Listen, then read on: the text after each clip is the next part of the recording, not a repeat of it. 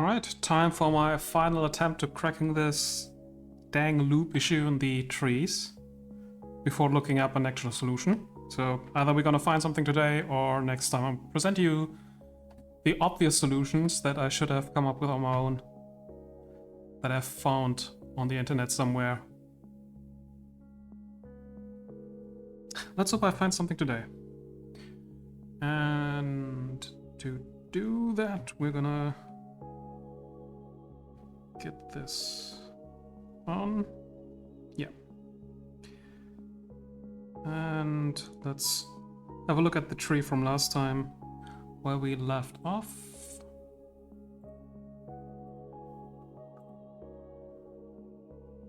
Let's see if that's popping up on screen right now, please. Just there it is. Wonderful.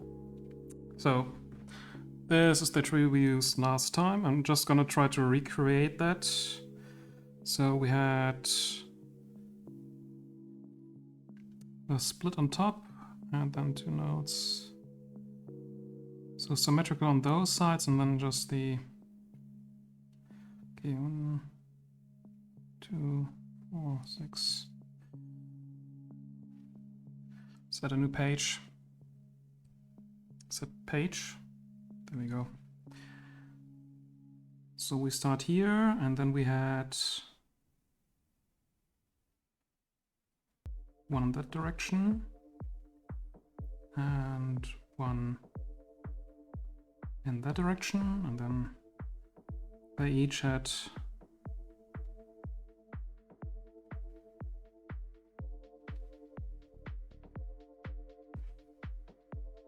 like that.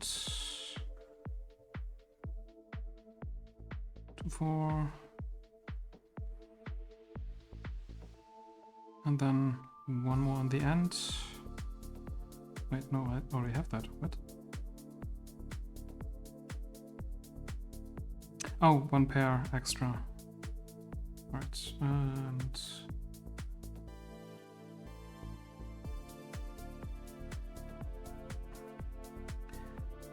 this one had 1 more like that, and the loops, one went from second to last to on top.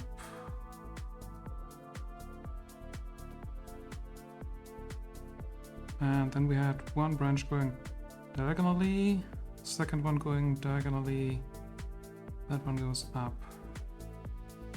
So this one went down there, this one went down there, correct? Yeah, correct. And the middle one branched out as well. Wait, there must be a mistake here. Nope. No, okay, that was correct.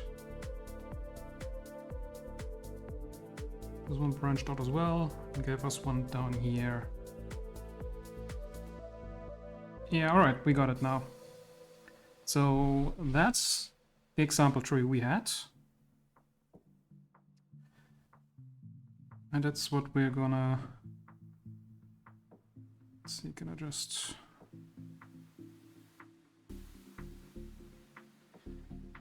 smooth it over a bit.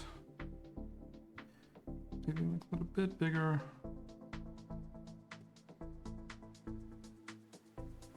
Well, like that. Don't want to draw that again. And let's add another layer on top. So I can just draw on here and delete it without any issues. That's good.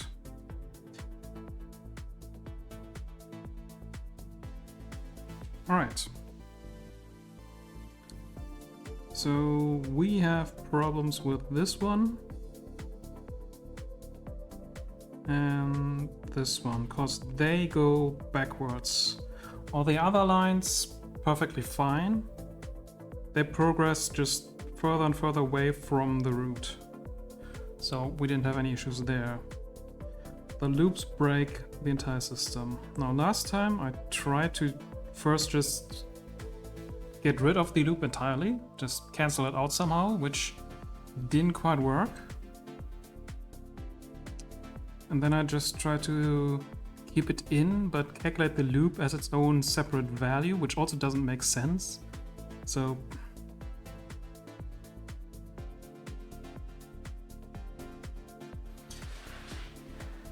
because we notice, for example, that my first move up here makes a difference. Both of them can end up in this branch. Thing is, if I go down there, so I make the decision first up here, my opponent can make the next decision.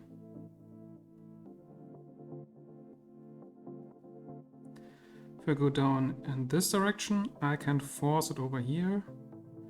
If I go over there, also forced in this, so that doesn't make us change. But in here, I can force it down in this direction. One can only go there. I can force it there, and then my opponent can go back up.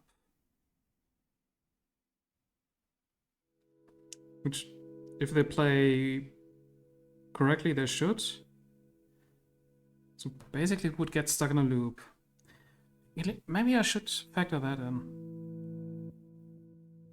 Find a way to calculate the loop where it makes sense if the enemy plays perfectly. Actually, that is an interesting way to look at it. I haven't considered that technically in a perfect play this would be an endless loop. In a normal play you would expect that at some point, if it's large enough, you would just extend the time, which just increases the chance that your opponent makes a mistake. But if we assume that the enemy plays perfectly, I should say opponent, not enemy, that sounds so wrong. Enemy sounds like there's some hatred here. It's an opponent, it's just a friendly little game. So when your opponent plays perfectly, would get, if I go for this branch, in an endless loop. Because of course the opponent will absolutely not risk going down here, because instantly lose. That's... Actually no, wait, they won't lose. They would win.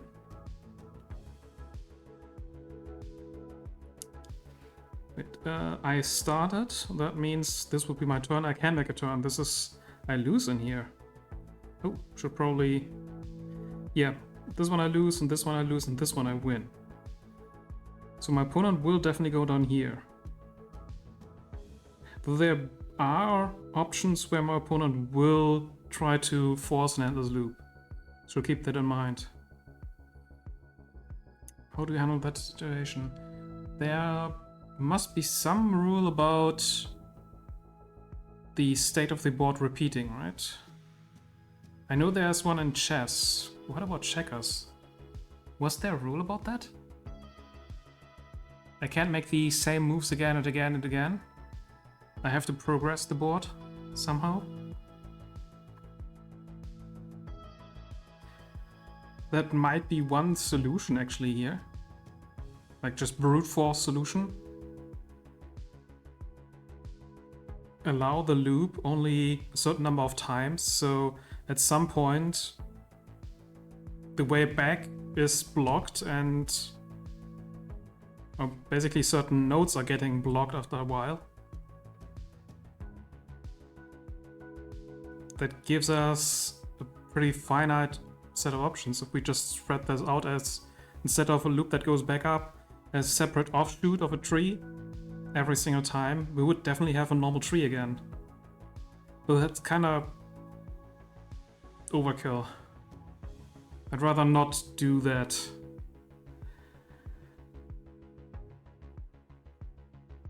But that means there is, if I enforce a certain number of repeats, I definitely do have for that rule a very specific score I can reach using standard basic knowledge or logic for the min-max scoring. It is possible, therefore, but only if I allow the infinite loops to go away, which makes sense. I mean, the whole reason we can't calculate is because technically I have to recalculate the score based on itself. It's an infinite recursion. If we break the recursion at all, problem solved. Alright, let's keep that in the back of our minds. Let's see if we can do something maybe with even an infinite set. Because in that case, this course can still make sense, even if it's going to trap us in an infinite loop, as long as it's preventing us from losing, that's still a valid choice. The game doesn't end, but we should still be able to calculate a score that would, if we follow always the bigger score, lead us down the infinite loop. So that's also a valid way to handle it, I think. Alright. Alright, let's go back to the example. If I go this side, this is my turn. I can go over here or here. So if I go here and there, that's the same as directly going here. So let's ignore this branch for now. So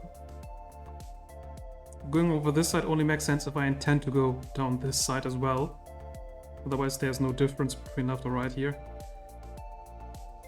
Then we go further down.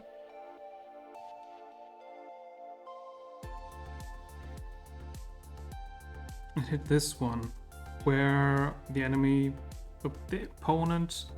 opponent will definitely choose to win.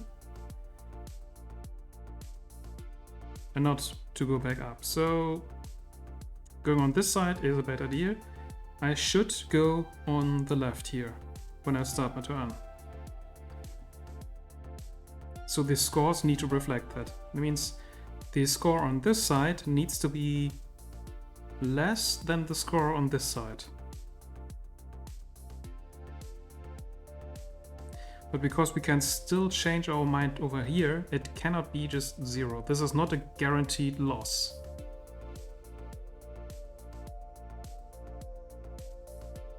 It needs to be less than this, but still reflect that we could win if we go over this way.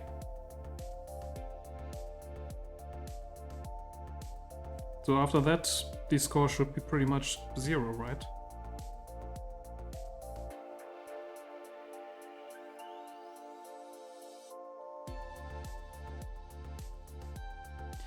If we go this way, one can go down here, and we can choose to immediately lose over here. Okay, let's put on the scores we already know for sure. This is definitely a loss. This is definitely a win. And this is definitely a loss. So, pretty easy to score, we know that. The score goes up here. And up here.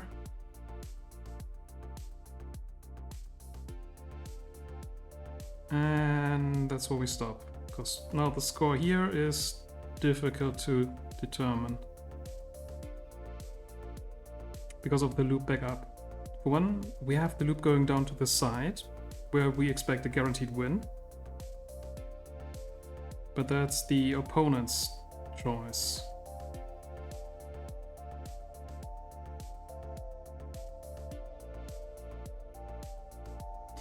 Can we maybe put that in? No, the opponent will not choose it, so I was thinking maybe we can just ignore the branch. If there is a guaranteed win for the opponent, they won't choose the other options, which have a guaranteed loss for them, and this one just gives us a chance to create a win as well. So this should be treated as a complete loss as well for a perfect opponent, but then again the scores don't necessarily reflect a perfect play on the opponent's side. I mean, the whole point is to just highlight the best strategy, not the perfect strategy, because the perfect strategy might not even exist for us. And to solve game, with 2 players, there's always one player that has a guaranteed win if they play perfectly, and the other player has to hope for at least one mistake on the opponent's part. And if that's the starting player or the second player, it's depending on the specific rules and the game and everything. So we can't just turn it down to this is a perfect play, because in that case the scores don't help us at all. If we're not the player with the perfect strategy, we would automatically have a score 0, just assume perfect play on the opponent's part. So this should reflect that it is highly likely to lose, so it's a bad note to end on, but it's not guaranteed loss, because there is a chance the opponent picks this side, which will actually give us a win. So it's 50-50 between those.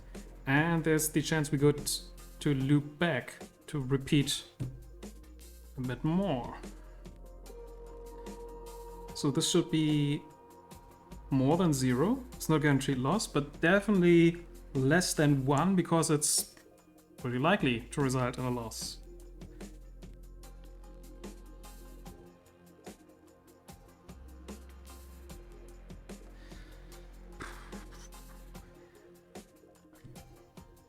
Okay, what about this side? The opponent can go up here, or they can go down here.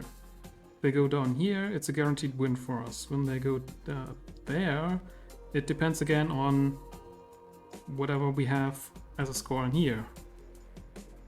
So it's again not a guaranteed win, it's not a 1, but it's also not a 0, because if they go up here, we are forced to go to this node, but this node itself is also not a guaranteed loss, so it doesn't make sense to treat this as a guaranteed loss.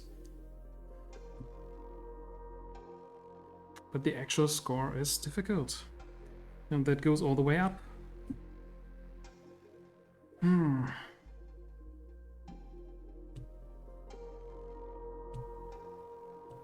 How can we get rid of the loops? Or how can we integrate the loops? How can we make an accurate judgment about it? If there was no loop, I would just do 50-50, just the average of all the options.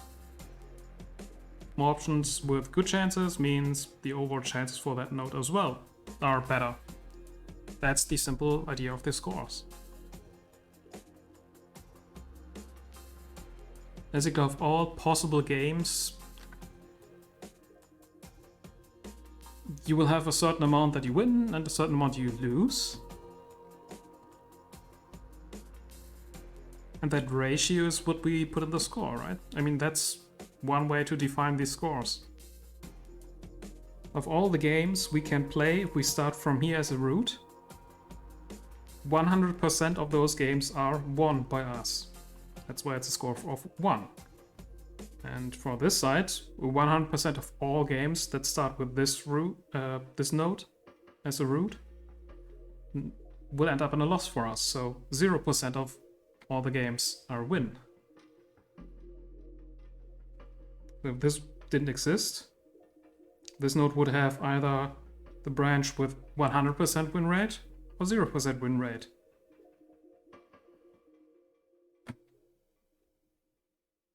That means if we treat this as the root and ignore this one, well, half of the games net as a win and the other half a loss, so it's 50-50. So this would be a perfect 0.5.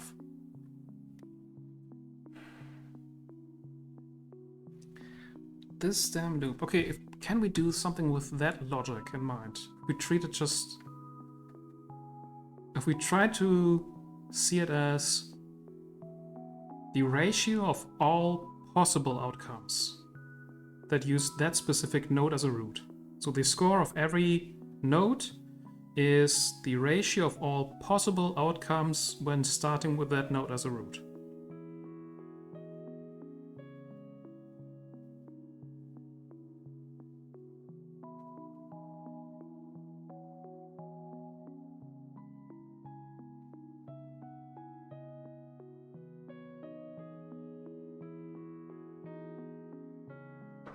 I'm getting stuck in the loop again.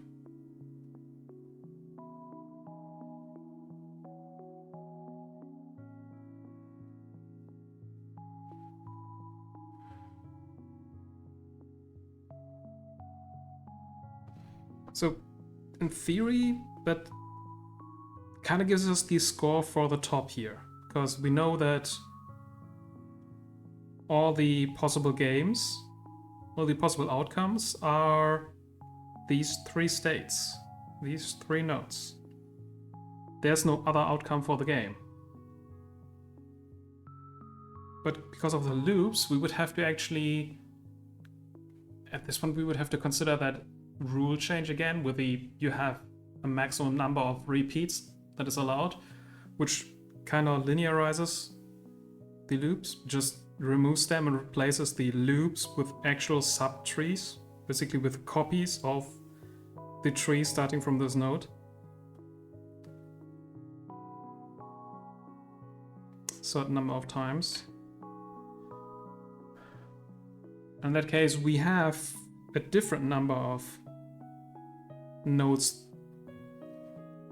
that can exist as the end state.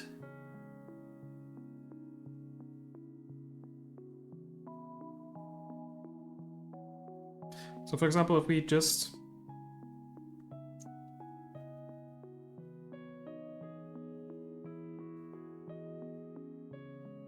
we can reach all of them from here.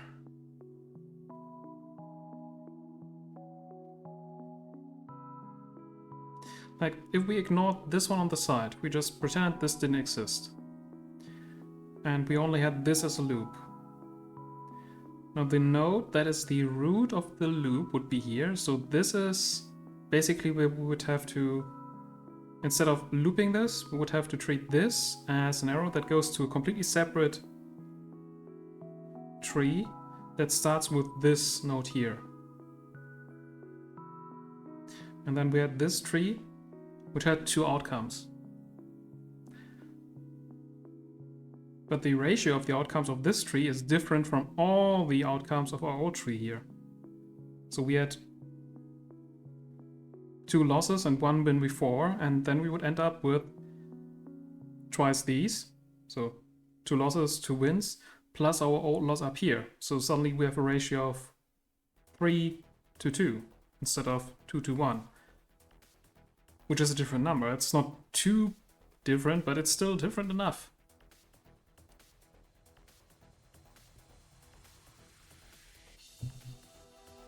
So, because of the loops, we can't really be sure, unless we really resolve all the loops and put that into their own separate trees, we can't be sure about the total number of possible outcomes and the ratio of everything.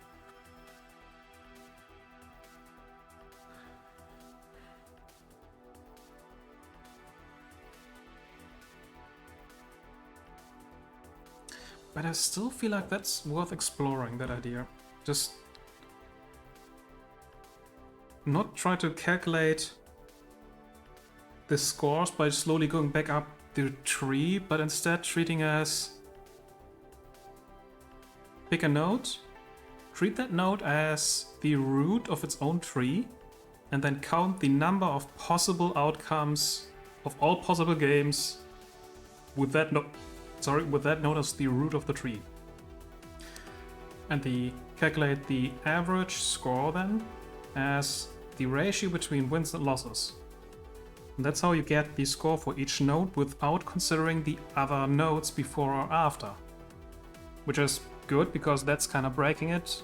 Because since that leaves us with this recursion, where the score of a node is influenced by its own score.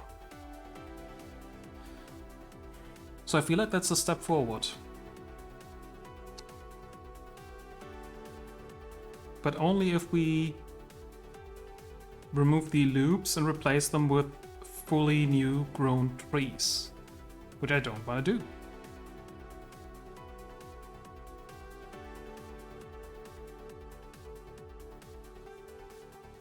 It just takes too much memory. It's gonna be a pain to work with the memory as is already.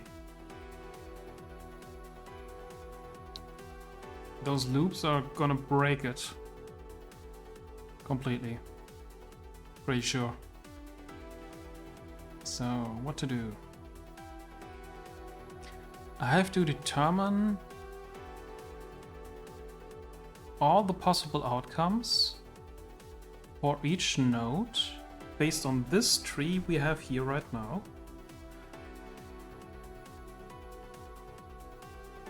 Without expanding the loops into their own trees.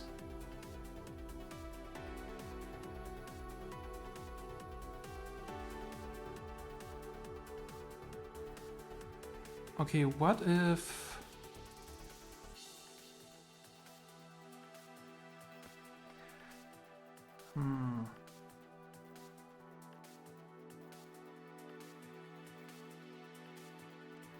Can I somehow break down the loops?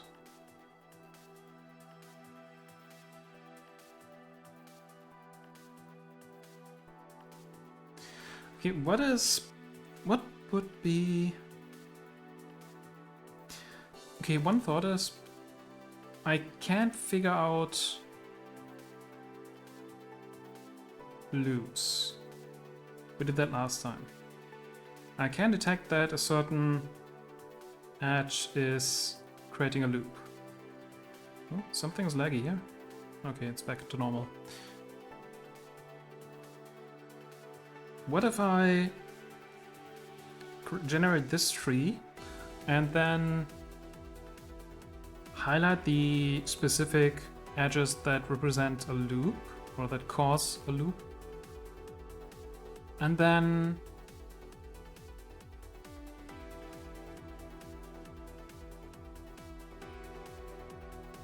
go through this tree without any of the edges that create a loop, except for one edge. I basically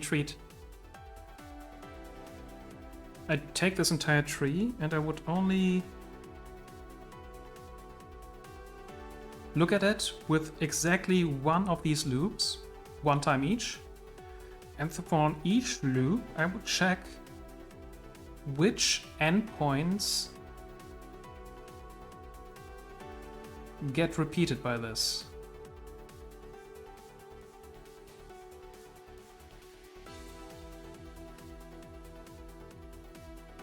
Okay, for this edge, that would be pretty simple. That's the one I used as an example earlier.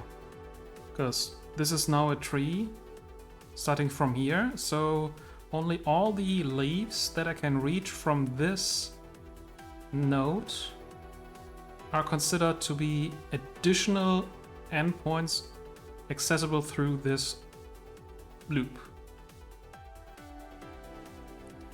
And this one, so this would be for the plus on and plus. It would add a loss and a win, like these two. And this one is a bit interesting now because this generates a new tree here that includes itself again. So I should technically...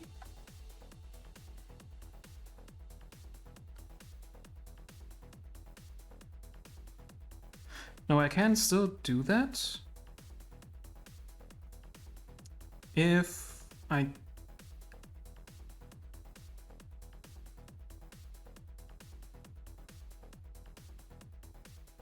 Actually, wait, I can't detect this loop properly.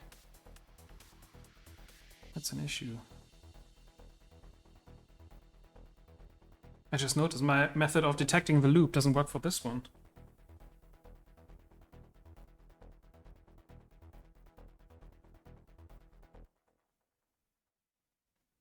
No, wait, it does.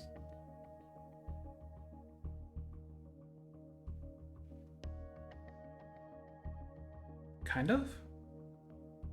Wait, does it? I'm sorry, I have to just quickly rethink my old thoughts on that, because if that doesn't work, then I can't actually use this method either. The whole idea is that I can identify the specific edges that cause the loop. Okay, my idea previously was to just go through my own ancestors and see if the node I'm pointing at is one of my ancestors.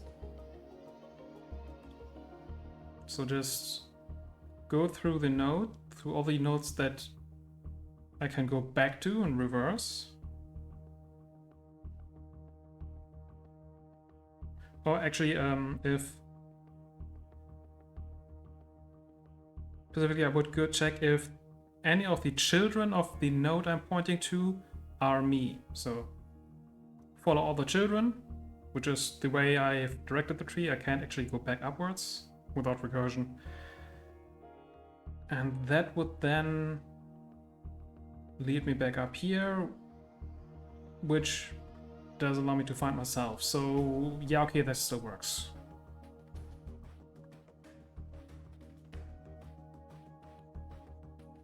And if it didn't allow this going back upwards here, then that would not be considered a loop. Therefore wouldn't cause an issue. So okay, that's fine. So back on topic here. If I just consider this loop edge, I would just get 2 new possible endings. A win and a loss. If I only consider this loop edge, then I have the situation where the loop itself can repeat itself. We have a true loop just by having this one loop. Now this causes a loop, but only because it has the second one as well. Without this loop up here, without this edge, this would not create a proper loop. It would just be a longer path around. Wouldn't be a loop. Can I consider it a loop if it's not the one creating the loop? Okay, maybe I should reconsider the detection for loops. This isn't a proper loop edge, is it?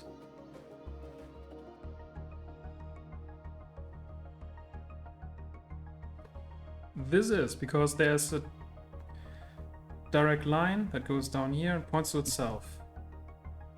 But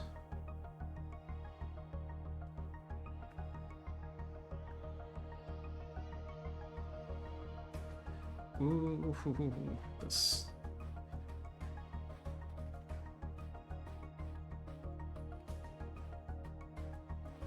No, my system earlier doesn't work at all. I just realized I can put that down for any node. Yeah, it works for this edge, but it's not the actual loop. Is it? If I test that for this edge example, it also would be considered a loop, because if I follow this around, there is a child that points to itself. So this would be considered a loop as well. My system doesn't work. Because what is a loop?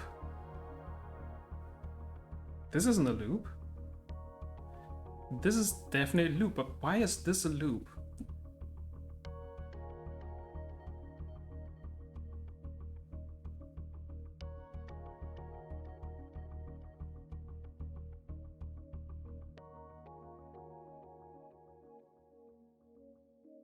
Why is that a loop?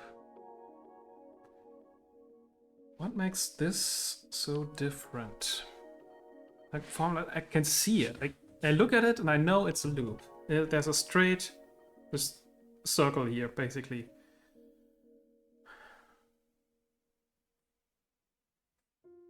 But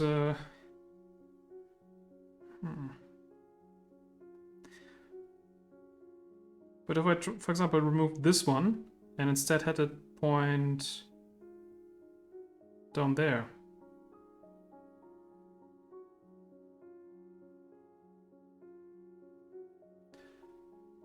Then it'd still be a loop, because I'd still have a path to go around here.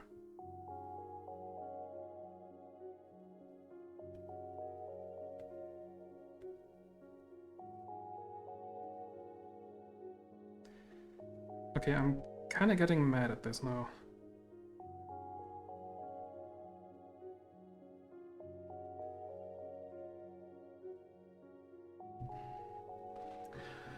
None of my definitions make any sense. None of that works.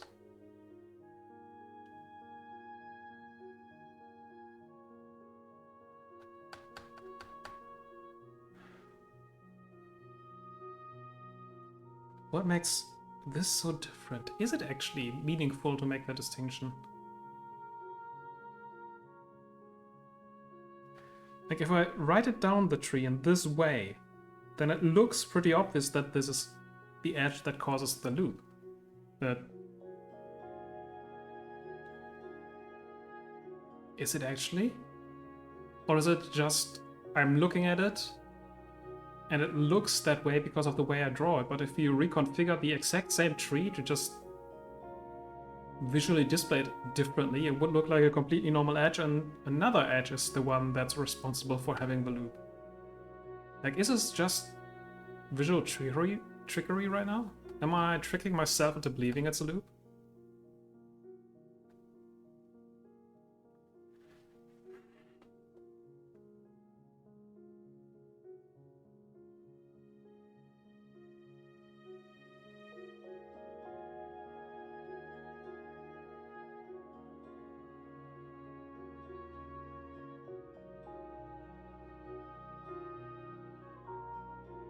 Okay, what if I redefine things as... I think I had that last time as well. So if we take this node and draw the shortest path from the root of the tree to this node, the shortest path, the most direct path, it would down all the way here. I could go other routes as well, using this as a round or that way, but those want the shortest.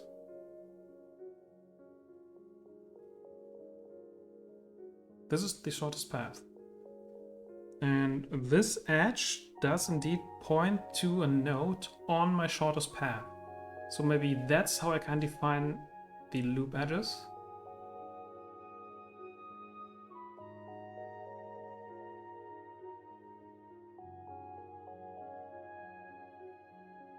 A loop is given if a node I point to is part of the shortest path from the root to my current node.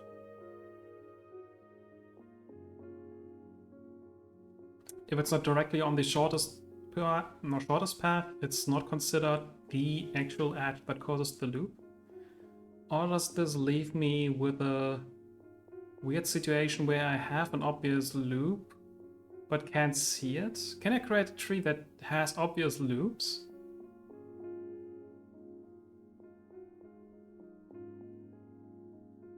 But can't...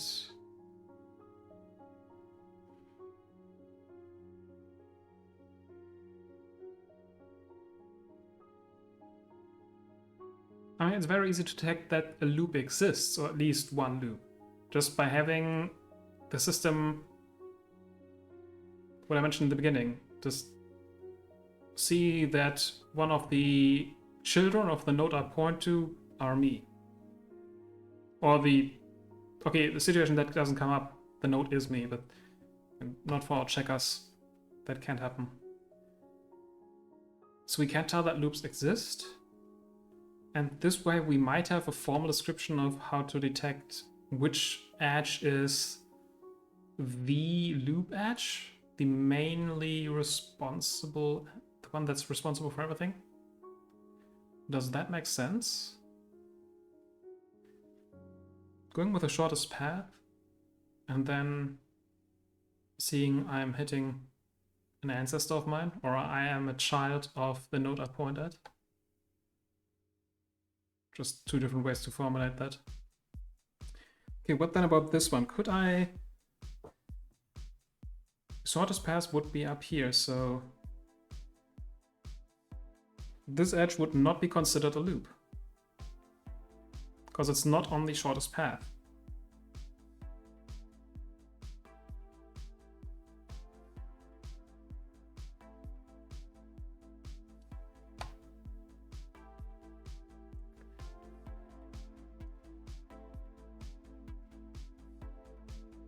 Okay, what if this arrow went actually... Wait, do I have the wrong color? If this actually went on this side instead, then this would not be considered a loop because it's not on the shortest path. But I would still have the option to go through down here and go back. So I still have a loop in there.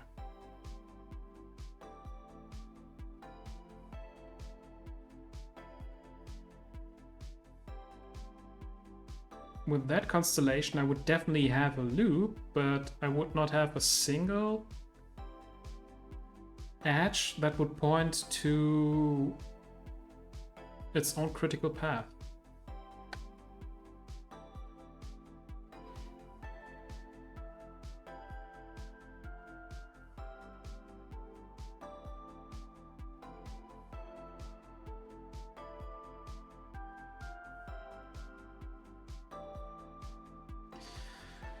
So I still have no way of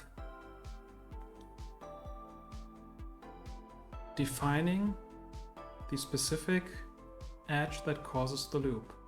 Without detecting which edges cause the loop, maybe I should look at it that way. Maybe there isn't the loop edge, and there are just several options for which edge causes the loop. As in, what is the minimal number of edges I would have to remove to completely get rid of all the loops in my graph? That might be a different way. Don't focus on just specific edges that cause it, but just figure out the minimum number of edges I can delete so I don't have any loops anymore. And then just remove any set of edges, or pick any set of edges that would fulfill those conditions. We just find a minimal set of edges that would completely remove all the loops if I were to remove them, and consider those the loop edges.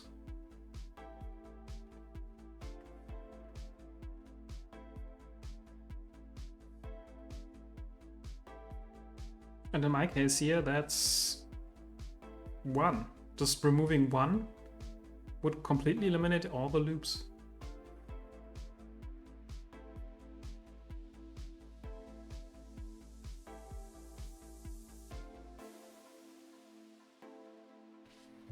In this scenario, getting rid of 1 edge can delete the loops. Like if I just get rid of this one, there wouldn't be any loops anymore. This one down here was intended as a loop, but it's not really giving us a loop. It's just, I can't go back up, so to speak. This was only possible because of this one. So it's still, if I look at it, it still stands out as it's causing the loop, but I can't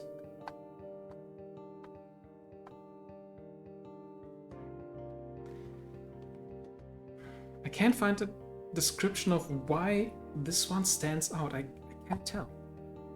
Whenever I try to formulate that, it just breaks down again because other edges fall under the same umbrella. It's just not... What am I missing?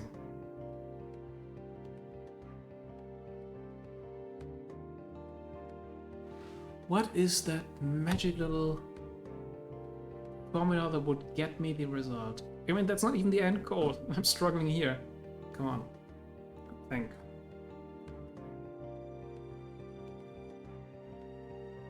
What is it about this loop that stands out? Why does it stand out? Is it just the way I drew it? Or is there something more mathematical, something special about this one edge that makes it stand out as loop, edge, as reason for why I have loops?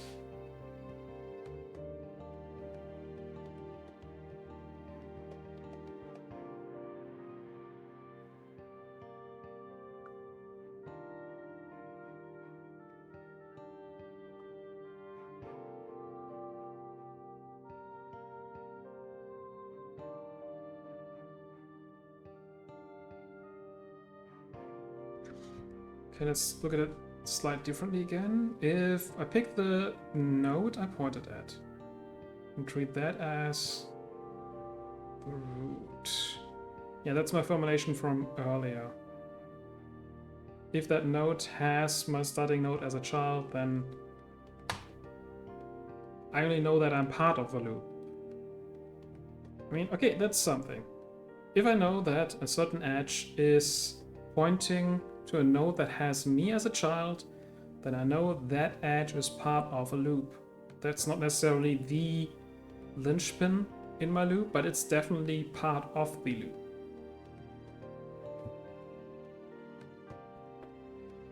So I know this node does not offer any way to get back to this node again. So this edge is not part of the loop. If I go further from this node to the one at the bottom, this actually does have one path which points back up here. So this is definitely another part of the loop. So this edge would be part of the loop, and this one on the outside. These are all part of the loop.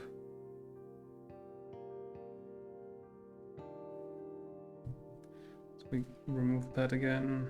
Do I still have red? Still have red. So these edges will all be part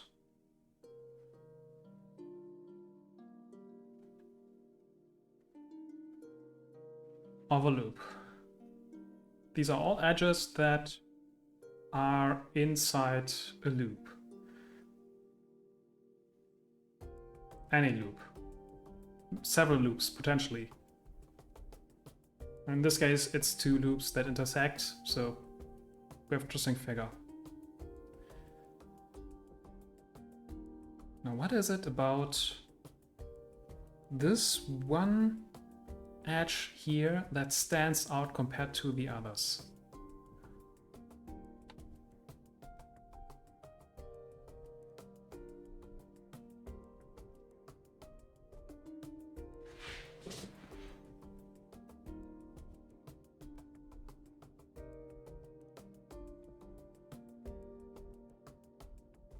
If I look only at the red edges. So what was it? So we had the over there pointing to that edge, pointing to that one, pointing to that one. Let's see. And in the middle. To that one, pointing to that one, this points up there.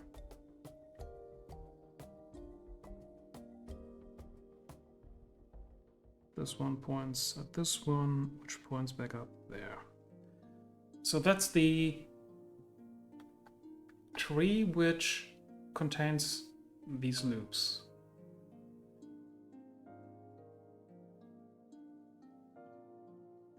They actually all they're all part of the same loop system. So in the larger tree, I should be able to separate them into their own thing. If they don't have any edges in common, they're part of a different system of loops.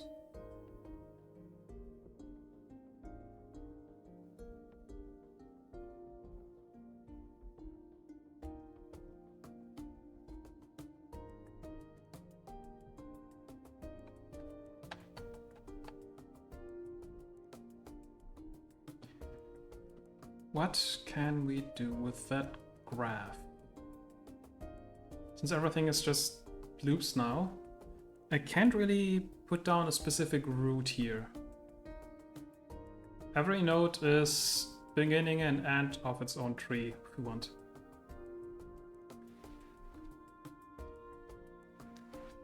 I can definitely redraw this to look a certain way.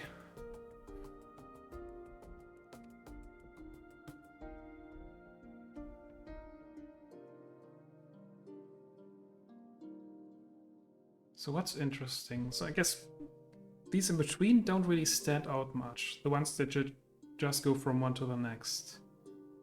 So for this one at least, the ones with 3 connections are more interesting. But that's only because we have 2 lobes that intersect. Even in a complete standard loop, that there should be still one that's interesting. I mean, we could potentially put this down as special because it's the closest to the main trees root. So we can't treat that as a sort of special node. And this one has an exit out of the loop. This one has an exit out of the loop. And this one has an exit as well. So we have 4 special nodes in this figure 8, I guess. On this. So we have this loop, and we have this loop outer way or inner way, and both go back up here. Then again, that's only because we have 2 loops intersecting.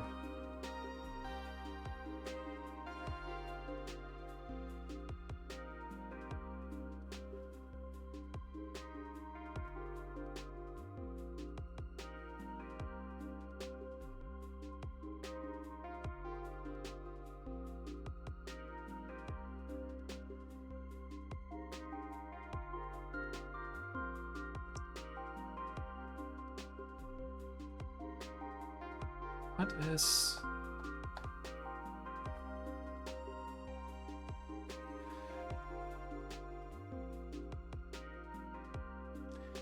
Actually, I should probably treat these both as interesting, because... So these one are exit points, these are entry points. And this one is higher up, technically, but doesn't matter too much. So we have 2 entry points, 2 and 3 exit points.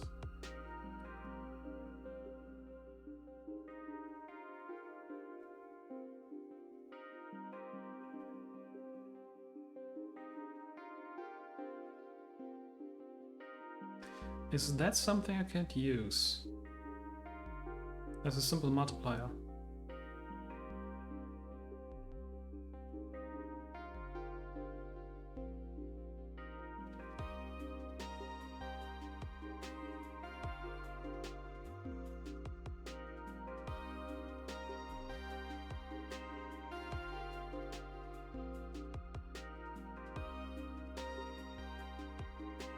Now that's again the issue. Okay, I was thinking again about collapsing the loops into just ignore the entire content inside and just consider entry and exit points. But again, during the normal play, I still have to know about where to go if I'm in the loop, or when I'm in the loop, not if.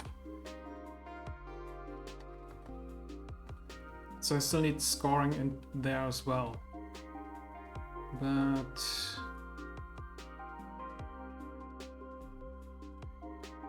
Okay, things we know about this graph.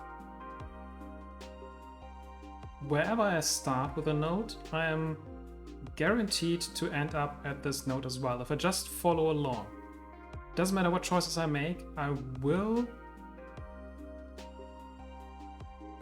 Okay, no, it does matter. If I could in theory start here and then forever go in a circle here.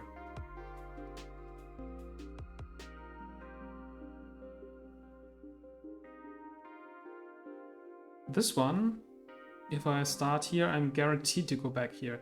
That's a difference between these two. Okay, that's causing an imbalance. So if it's just a normal loop, not 2 loops intersecting, but just 1 loop, then every node would be guaranteed to have every other node pointing to it eventually. And that's the whole definition, basically. In this case, we do have 2 different branches. So it's not symmetrical. The rules for this side are different than the rules for the ones in here. Which is correct. We notice that this side of the graph is different than this side. Like, this one is a disadvantage for me. This one is better if I start the game. Like, we notice that this graph has 2 different behaviors depending on which of these 2 I check.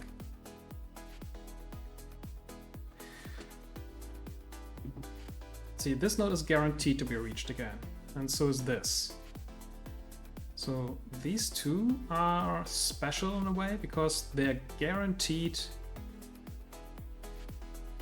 for no matter what choices I make. But this one too.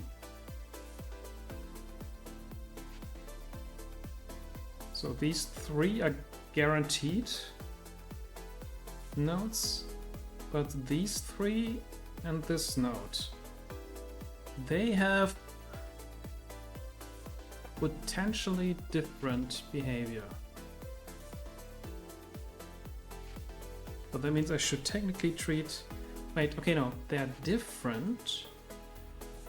They both have the same idea of, hey, there's no guarantee that I hit it, because I can always choose the other route. But for this one, there is no consequence directly. This one doesn't have any entry points or exit points. But here we have 3 nodes, which are interesting because one is an entry point and we have 2 exits.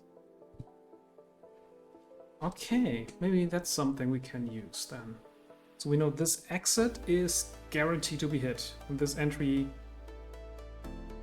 always repeats. So I can feel it. It's at the edge of my mind. There is some logic I can exploit here. It is there. Just trying to tease it out.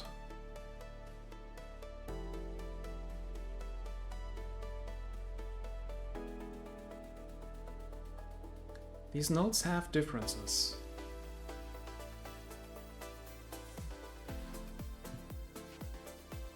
And some of them exits and some of them entries. And I should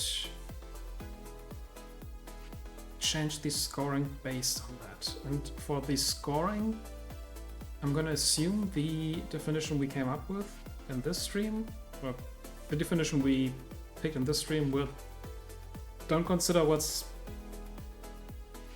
coming after in terms of scores, just consider what the total end results are. Possible end results if you start from that node.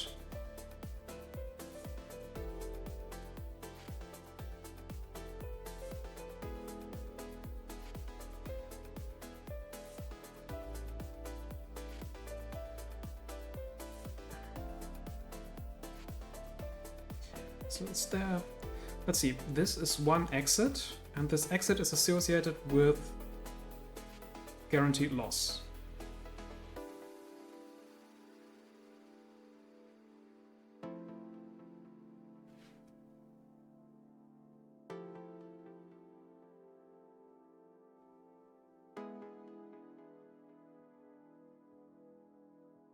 There's a chance it can...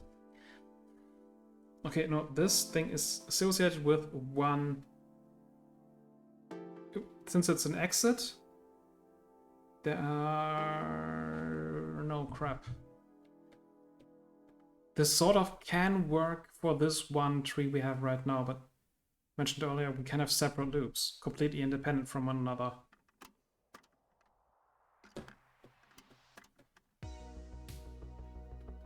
And in that case, this exit might then further down lead to another independent closed loop with different exits or end states. So I can't rely on the total number of exits. I do still have to keep these scores in mind.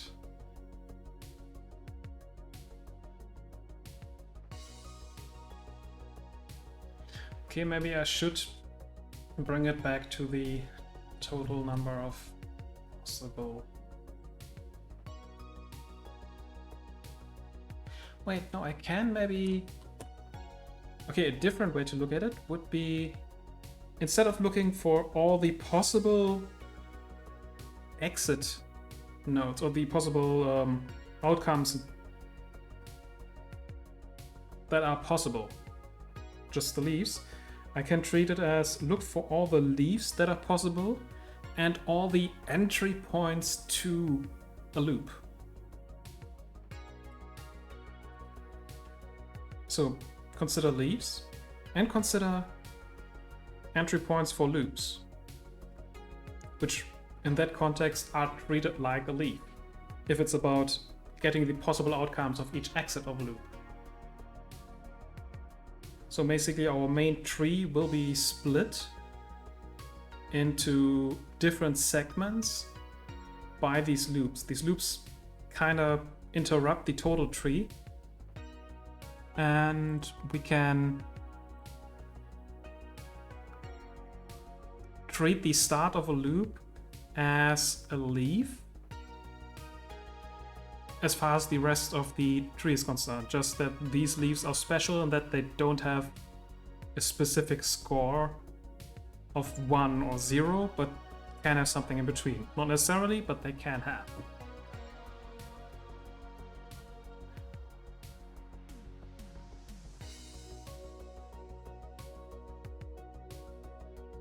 So it's kind of mixture again. I still have to consider the scores of my children, but it's not about the actual score of the next child I have, but the score of all the leaf or pseudo leaf nodes. So for every node, I check the value of all the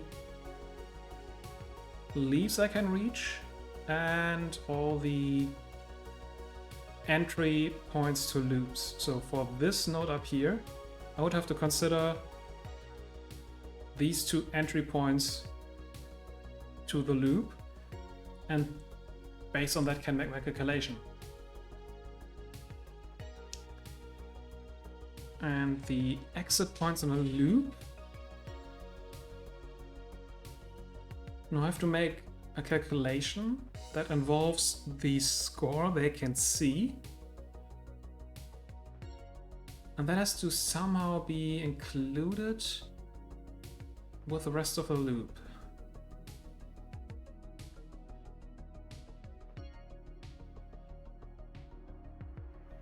But specifically for their calculation, I can ignore our own entry points, because that's what we calculate. So I would only consider the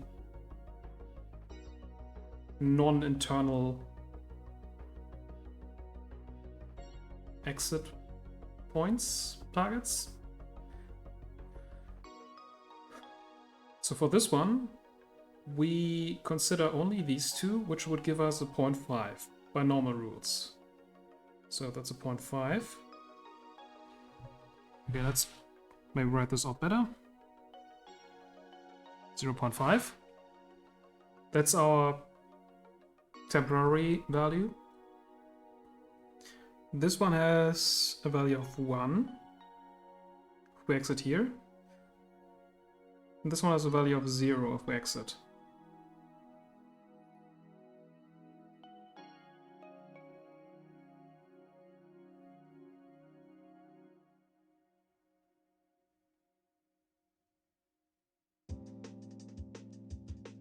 Now the interesting calculation will happen.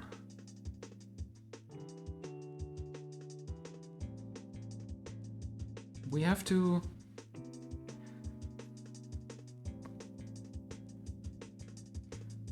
so a combination of what a node represents in the loop. Is it an exit? Is it an entry? Is it a normal loop or normal node without any special properties? And is it guaranteed repeatable or only partially repeatable? Like these 3 nodes are not guaranteed, neither is this. So maybe try to figure out all the possible routes I can go.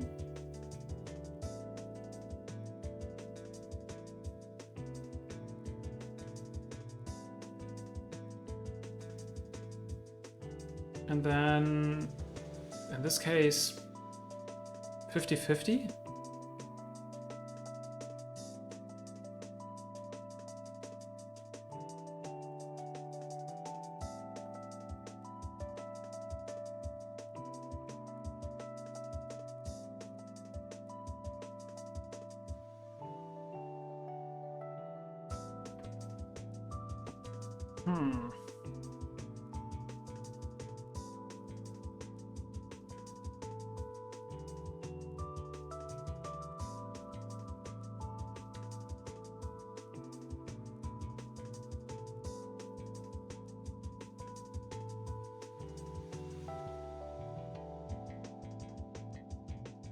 That doesn't feel quite right.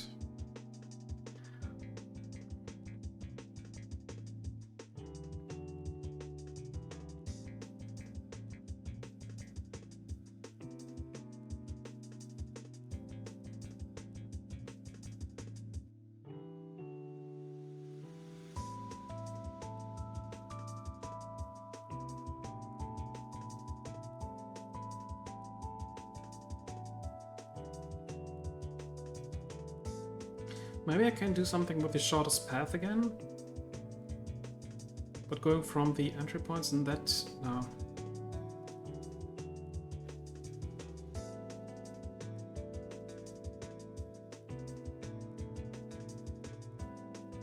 That's also not quite it, is it?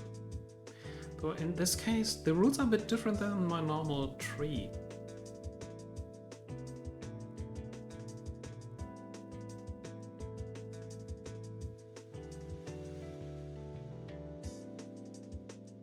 Since we actually can return to previous node and all times, that's literally why we picked those out specifically. If I go for the shortest route, let's change color. Like for this node, so we have this one down here, and we have then this one over there, and there, 1, 2, 3, 4 up here, and 1, 2, 3, 4, 5 up there before I hit myself, and 1, 2, 3, 4, 5 to this one. So I can calculate the shortest path to every other node. I can reach every other node in this graph, that's always possible. And there's a distance, minimum distance I have to every single one of them.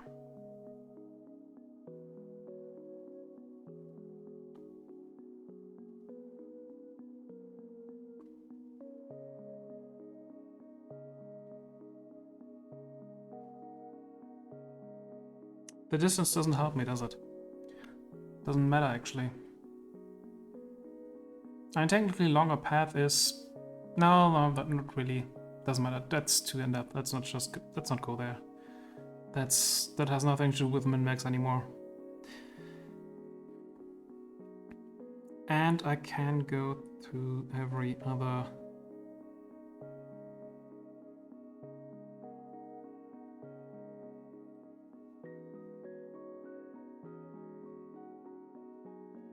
Though I can... Okay, what if I take the shortest route to every other node?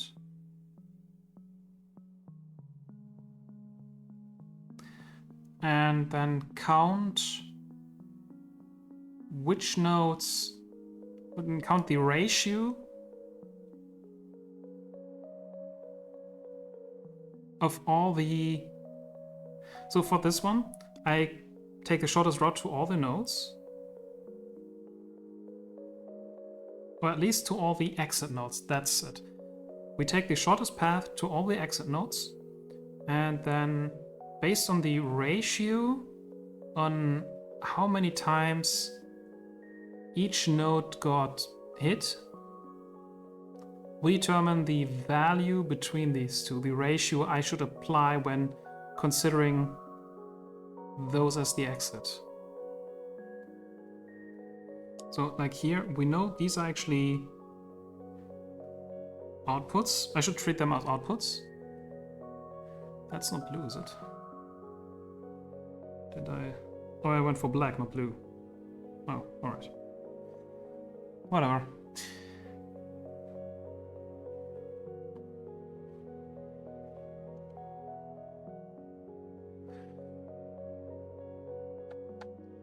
Works out somewhat. So this one has one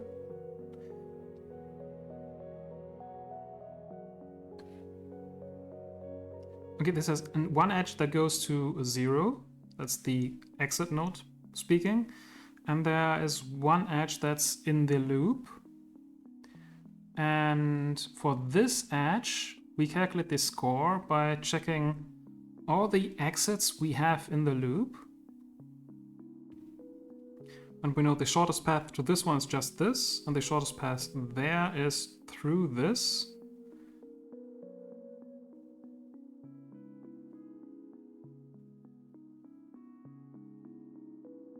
So this one is the primary output, so to speak. Since we got hit twice on this one, but only once on that. Only, like, the first time we hit this, that's +1. And the next time we hit it when we back the shortest path to this one, which now also gets a plus, but that's 2 here, 1 there. So 2 to 1. So that's 2.5 divided by 3, so let's say 0.8. And that's the score we attribute to this node then. As seen from this node, specifically as seen from here. So we have a 0.8 and a 0, and mix that half-half, because it's just 2 edges. They only have 2 choices here. That's important. It's not mix this with all of these in ratio, just one edge means we get one score, about 0.8. Mix that with a 0, so we get 0.4, roughly, as a total final score for this node. 0.4. And then for this one, we have one edge out, so one score we have to calculate. And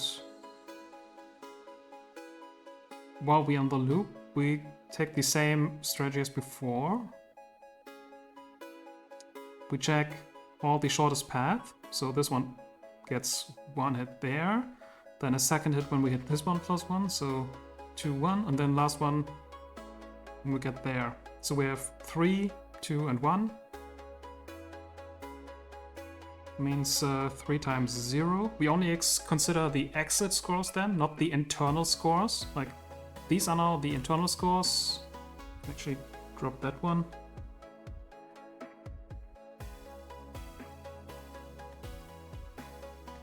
We have the exit scores and the internal scores. That's important. 3 times 0 is still 0, then a 2, and well, that's 2.5, this time divided by 6 in total. Let's say 0.4 again, it just happens to match out with that. So this gets an internal score of 0.4.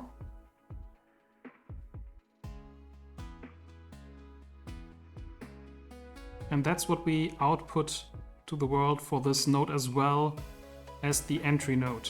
So that's gonna get a 0.4. Does that actually make sense if we continue here? This would get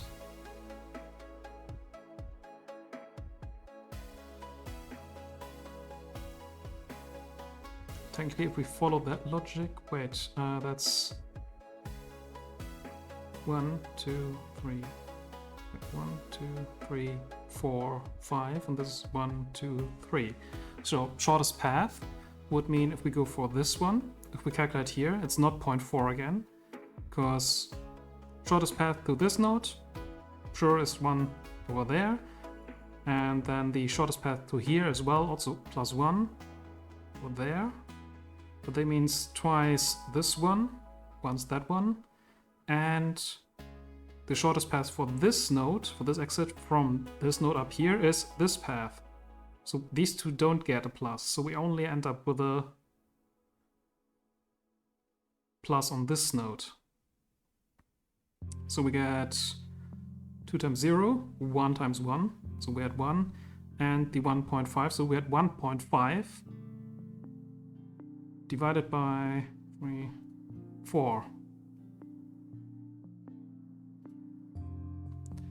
That's a bit less.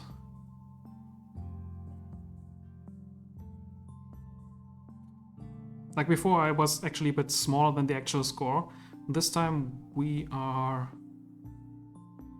0.4 would be already larger than it, so we are definitely below 0.4.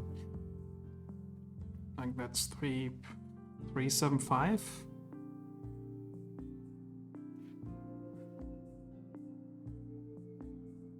Like 0.4 plus, and this would be 3.75.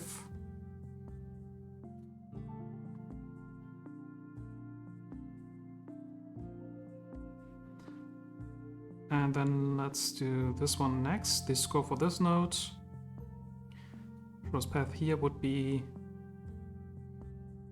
3 times this one, because we always have to go around here, so it's 3, 2, 1. So 1, 5, 0, and 1.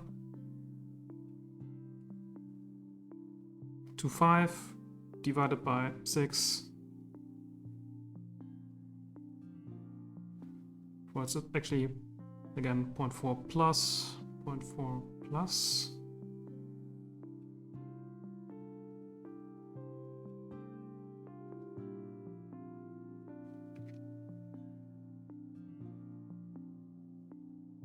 And that doesn't make sense. That's not...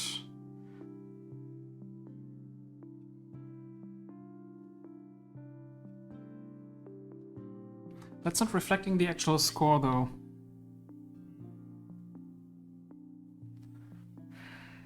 Dang it, this was so good. Because this did have a higher score than this. If I go by score, I would go through this route. I would prefer this one over this one. Makes sense. A lot of sense.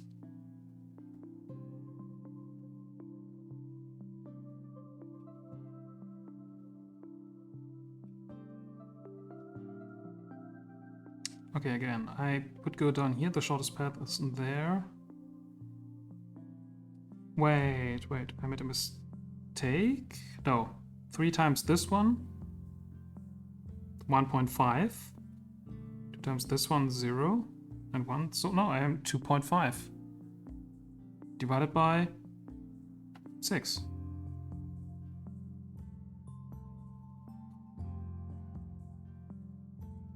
Yeah, it is again 0.4 plus. Like, so if I look at just that score, did I make a mistake over here?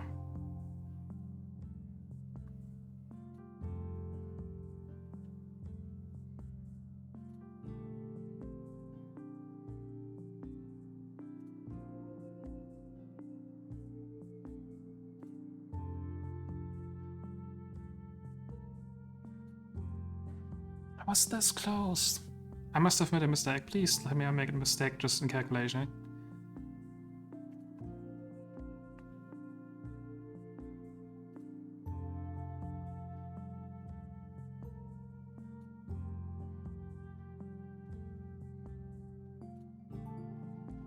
Is there a difference between these two? Wait, okay, so this one had 3 times this one, 2 times that one, 1 time that one. Right? Wait, so I made a mistake here already. 3 times that. Just the exit nodes. That would be 0 plus 2 plus 0.5. So 2.5 in score and 3. This one, that's 2. 1, so divided by 6. 2, 5 divided by 6. And this one has... I'll show this path. There's only one path you can take. This one gets hit 3 times, 1.5. This one gets 2 times. This one gets 1. 1.5 and 1 divided by 6. So it's these two nodes get the same score, which is wrong. They shouldn't get the same score. They are not equal at all.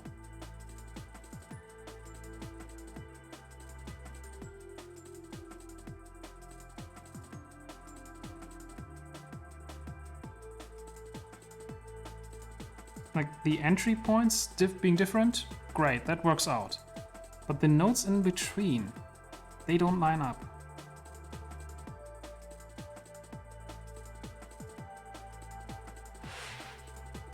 They don't line up. They are exactly the same in terms of score with my method right now, and they should be.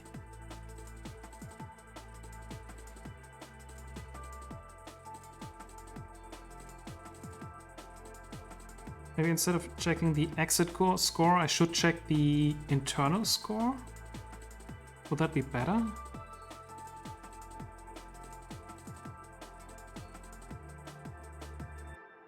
Like if it's make a special rule, the entry nodes get their own calculation and the exit nodes get their own calculation. They all have the same shortest path to all the possible exits, and then just see which one gets hit more likely than the others. If it's not a special node that has any relevance to the outside, just keep it on the inside scores. Okay, what are the inside scores here?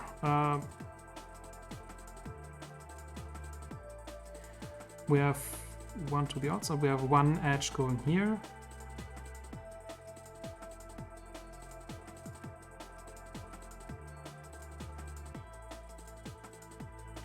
So one score I need to calculate, and that's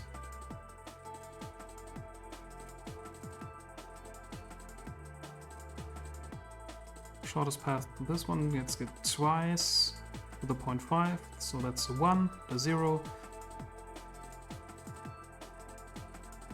2, so 0.3, and 0.3 and 1. G, ballistic 6, 3, yeah, 6, 6. Let's say 0.6 plus internal score, and this one gets. Okay, let's see. Shortest path to that one is 1. This is 2. From there 0, and 1 in here. That's 0.3. Internal score 0.3 plus.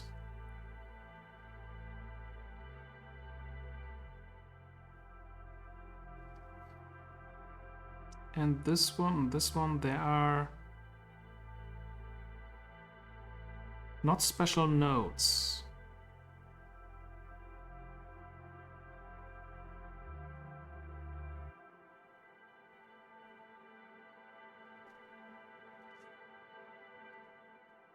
But does it affect things? If I just take the... So I calculate the scores for all of those.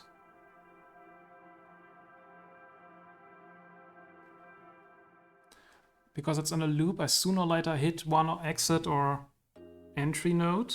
So I don't have to worry about loops anymore, in theory. That means all the normal nodes should have access to the normal routes. Which would be kind of weird. Because that means this has actually a higher value, so that doesn't work anyway. Actually, does it? Wait, no. 6,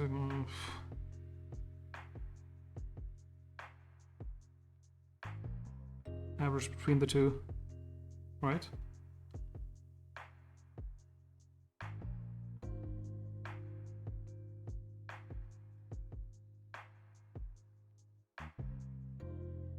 But that's still, no, that's still in there.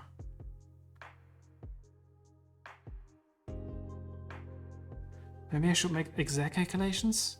Maybe it's just that I'm rounding wrong? Or maybe I'm just not getting to the actual goal. It's like... This worked so well. Is it pure coincidence that these numbers just work out fine?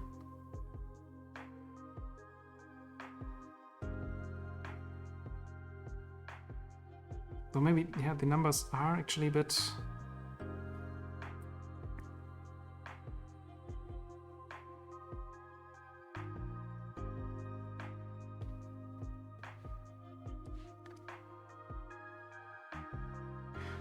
True, they actually reflect the actual truth of the state.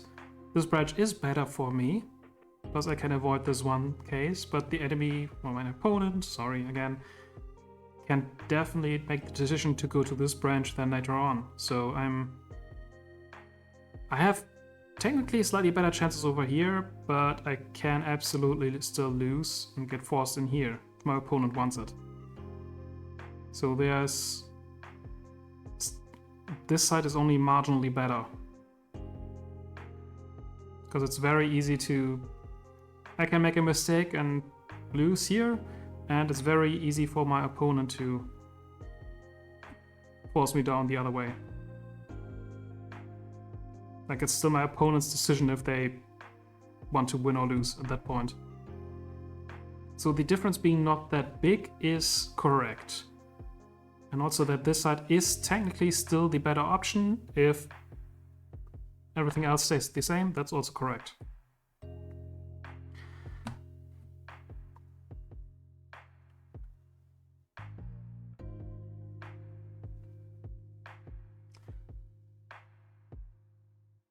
I'm bothered by these normal nodes. They don't...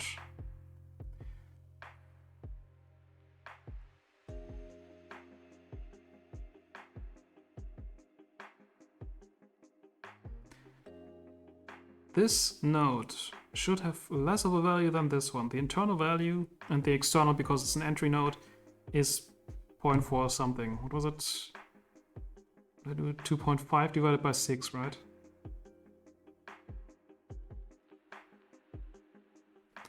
What's that in better numbers?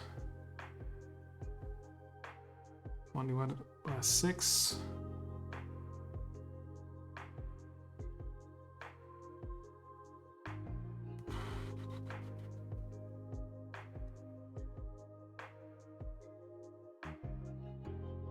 So 17777. Is that it?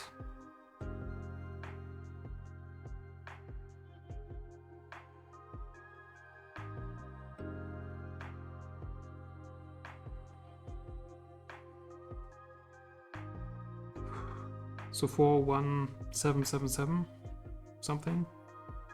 And this, I think I had just 2/3 and 1/3.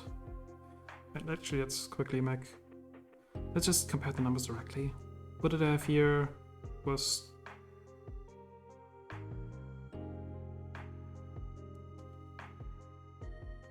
(25/6), and these ones would depend on what I want to do. These are the same internal score, which makes sense because they're direct ancestors. The only way to go from here to there is whatever.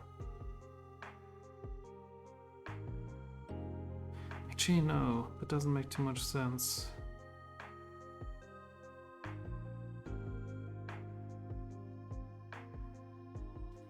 Okay, let's continue with that. I think that was 2/3, and that's 1/3.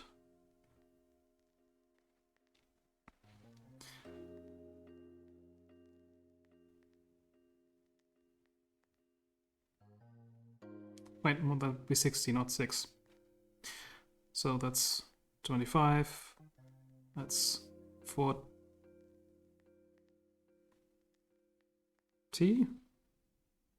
That's 20. So difference with 30. So we have 25 to 30. 60th. So this would actually get the highest score, which doesn't make any sense.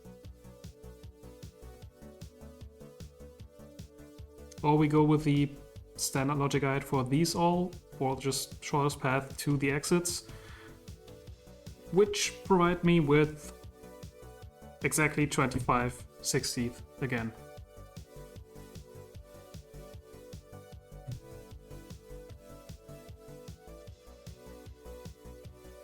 Does make sense.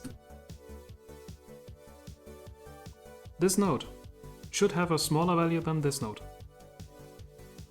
So I need some way to generate a score for this node, ideally for all the nodes, that properly reflects that change. Same with this one. Maybe it's easier here. But if I go for the exit count strategy, I get the exact same score. If I take the internal scores and make the normal calculation, I get even better scores here.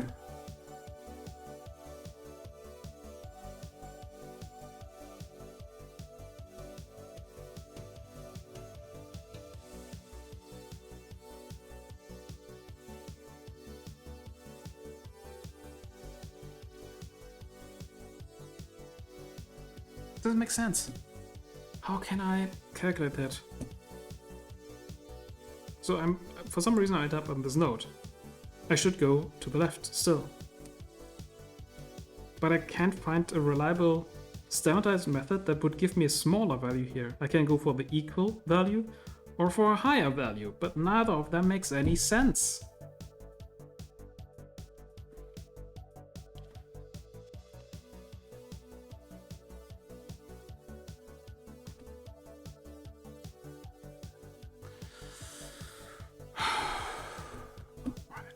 Last attempt. Can we?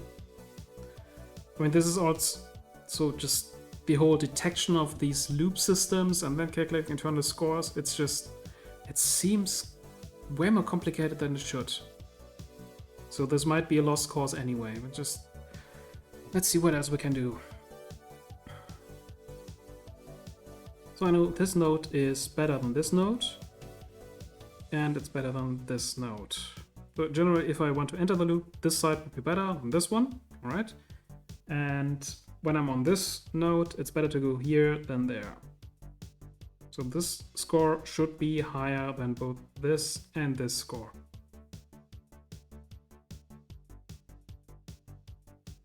And these two couldn't be the same, that's fine.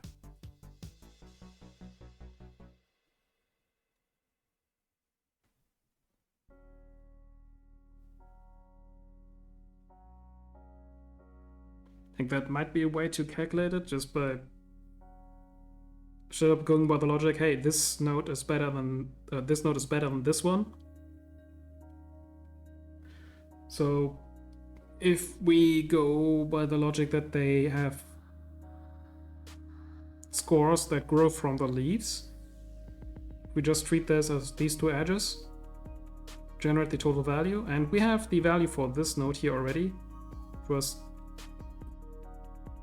for something 25/60th, 2.5 divided by 6. Then that value this 375 must be the average between this value, this 4 something, and whatever this value has. So we just fill in the gap and the expected value would be that. So between those two, what did I calculate here actually? So we had the 25/60th on the left, and this one was let's see, that's 3 times 1/5. I know that was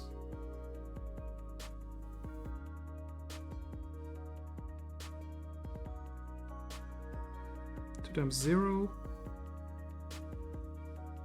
1 time. Did I make a calculation mistake here already?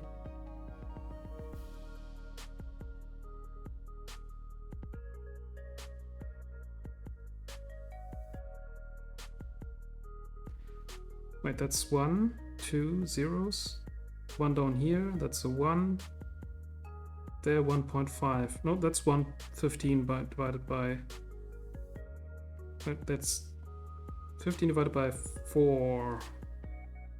Right, 1 here, 2 there. So by 40.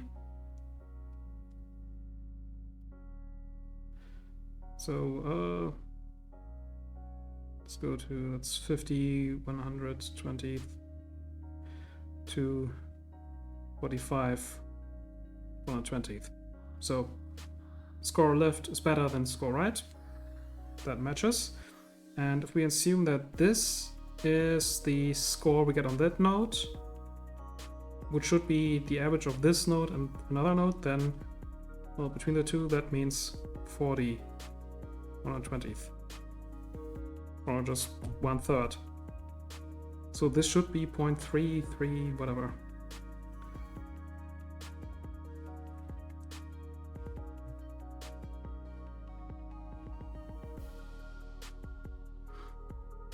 And this is the direct result of that node.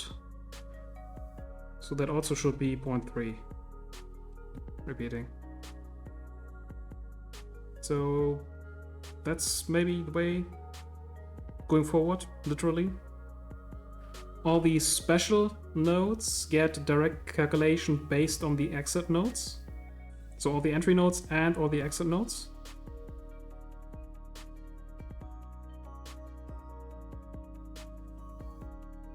Do they?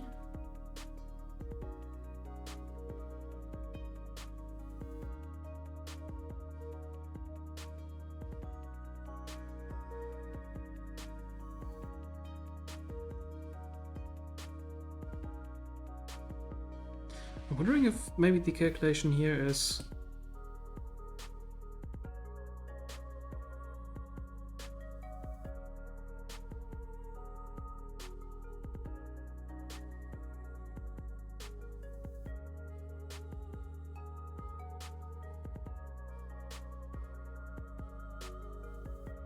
no, actually the 6 does kind of make sense.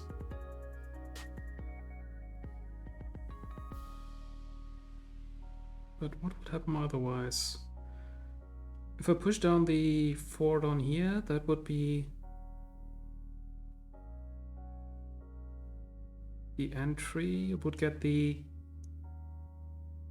50 120th as a mixture of 0 and this node.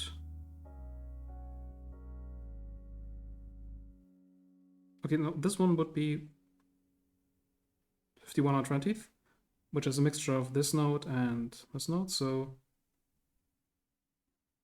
this needs to be 100 120th, so 10 12ths of 6.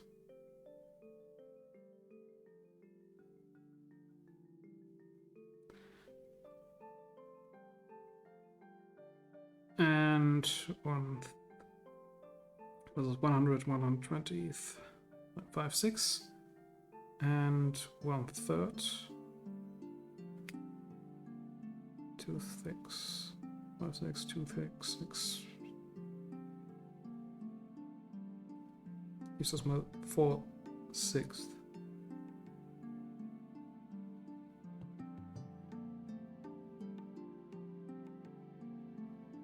Yeah, then everything falls apart again.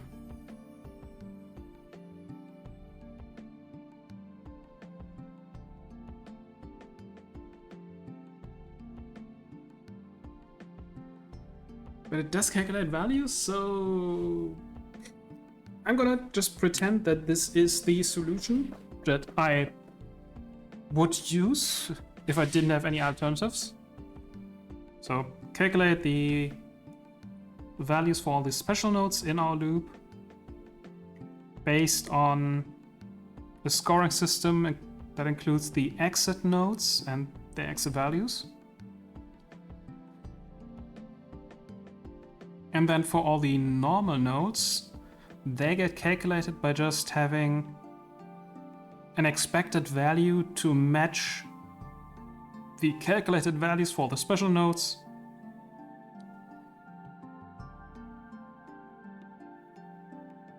Even if that doesn't fully make sense later on anymore.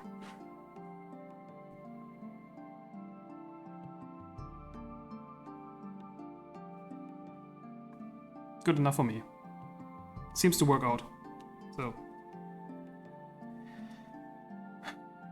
But that seems rather complicated and unnecessarily complicated and really weird, so I'm gonna actually do some homework for next time and figure out how this is supposed to be solved. Or the big boys do it. And hopefully you find something interesting. Otherwise I have to implement this nightmare. And with that, I'm gonna leave you. Have a lovely Sunday, and till next time.